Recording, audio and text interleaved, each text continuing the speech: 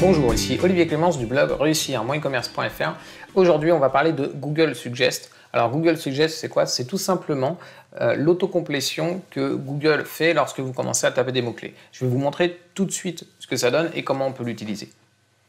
Alors, imaginons que vous vouliez positionner votre site dans les moteurs de recherche sur le mot-clé entretien tondeuse. Donc, vous allez taper entretien tondeuse. Et là, ce que Google va faire automatiquement, en fait, c'est qu'il va vous proposer d'autres mots qui apparaissent ici. Donc, en fait, ces suggestions de mots-clés que Google vous propose, vous allez pouvoir les utiliser. Alors, soit vous allez pouvoir les utiliser comme des sous-thèmes dans votre page.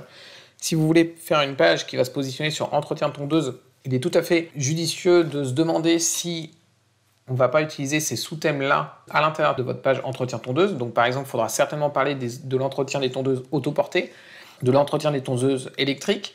Peut-être que vous pourrez faire un comparatif entre les différentes marques, c'est-à-dire quelle est la marque qui s'entretient le plus facilement. Est-ce que c'est les Honda, est-ce que c'est les Viking, est-ce que c'est les Wolf? Les avantages et les inconvénients de chaque marque, par exemple. Et là, on voit aussi qu'il y a entretien tondeuse cheveux. Donc là, clairement, moi, je parlais de tondeuse pour tondre le gazon. Clairement, là, par contre, c'est un sujet, il ne faudra pas en parler. Mais ça vous donne déjà une idée de ce que les gens tapent, en fait, quand ils tapent entretien tondeuse. Ils tapent aussi les mots-clés qui suivent derrière et Google vous les propose. Donc c'est un très bon moyen d'avoir des idées de mots-clés, soit des mots-clés que vous voulez travailler pour une page précise, soit des sous-thèmes que vous allez rajouter dans vos pages que vous avez prévu de travailler. Un autre élément intéressant, c'est ce que Google appelle la recherche associée. En fait, c'est pratiquement la même chose que Google Suggest, simplement, en fait, ça va apparaître en bas et souvent, on a d'autres choses que ce que vous a proposé Google Suggest.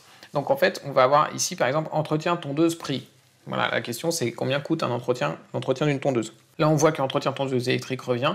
On voit qu'on peut aussi parler d'hivernage, si on veut faire une page qui va parler de l'entretien de la tondeuse. On voit aussi qu'il y a Castorama, Leroy Merlin. Bon, voilà. Est-ce que vous avez besoin de parler de ça dans votre page? Est-ce que vous pouvez en parler sans justement attirer les clients vers ces vendeurs-là qui sont certainement des concurrents à votre site?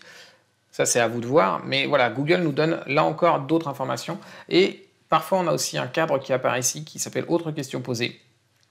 Et on a comment hiverner une tondeuse, quel type d'essence dans une tondeuse, etc., etc.